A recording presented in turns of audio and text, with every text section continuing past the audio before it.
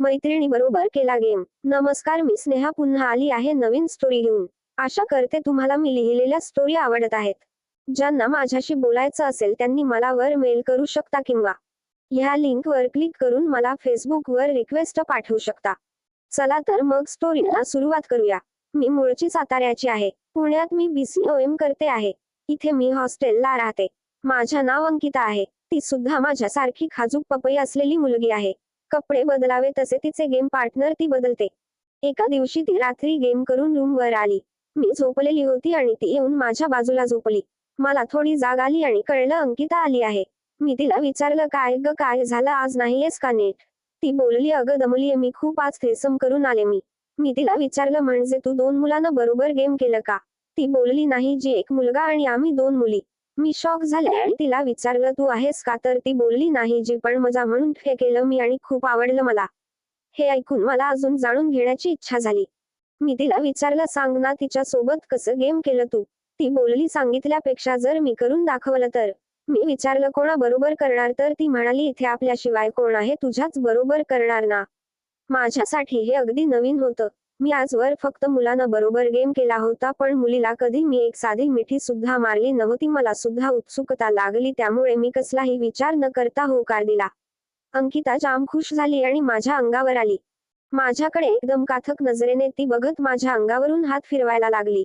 तसं तर आम्ही दोघीच राहतो म्हणून आम्ही रात्री नाड्यात झोपतो. ती हळूहळू माझे बॉल दाबायला लागली. स्पंज दाबतो तसे ती माझे बॉल जोरजोरात द्यायला लागली. माझे बॉल तिने तोंडात घेऊन त्यांना चोखायला लागली. दाताने त्यांना चावा घ्यायला लागली. मला हळूच तिने किस केला आणि मला तिच्या तोंडाची खारट चव जाणवली.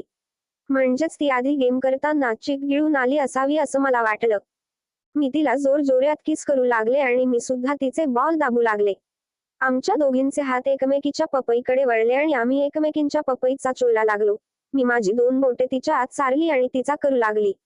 अंकिता बोलली, यार स्नेहा, वाटलं नव्हतं एक तू एवढा भारी गेम करशील म्हणून, आणि असा बोलून ती माझ्या पपईला चाटू लागली.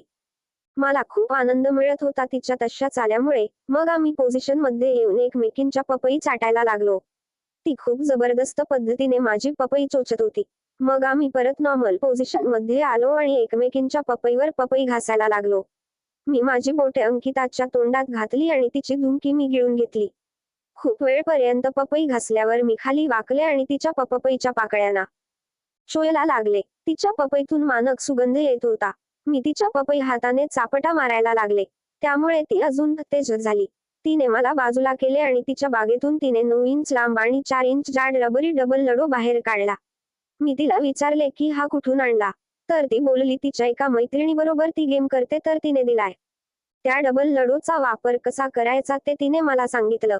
तिने मला मांड्या पसरवून झोपवलं आणि त्या डीगचा एक टोक ओला करून माझ्या पपईत घुसवला आणि दुसरा टोक तिने तिच्या पपईत घातला आणि ती बोलली की आता धक्के द्यायला सुरू कर. असे म्हणताच मी धक्के द्यायला सुरू केले आणि तिने सुद्धा तसेच केले. आमच्या पपई कोपरा अन कोपरा ढवळून निघत होता आणि आम्ही आमच्या पपईचा दाना पण होतो. कितीतरी वेळाने आम्ही दोघी फळाफळा झडलो आणि शांत झालो. आम्हाला खूप मजा आली गेम करून. नंतर रोज रात्री अंकिता आणि मी तो डिल्डो वापरून गेम करायला लागलो. त्यानंतर आम्ही आमच्या अजून एका मैत्रिणीला आमच्या बरोबर गेम करायला प्रवृत्त केले आणि असे करून आम्ही तिघी जणी नियमित एकमेकींच्या पपईची खाज मिटवायला लागलो. तुम्हाला कथा कशी वाटली ते सांगा. नवीन स्टोरी लवकरच.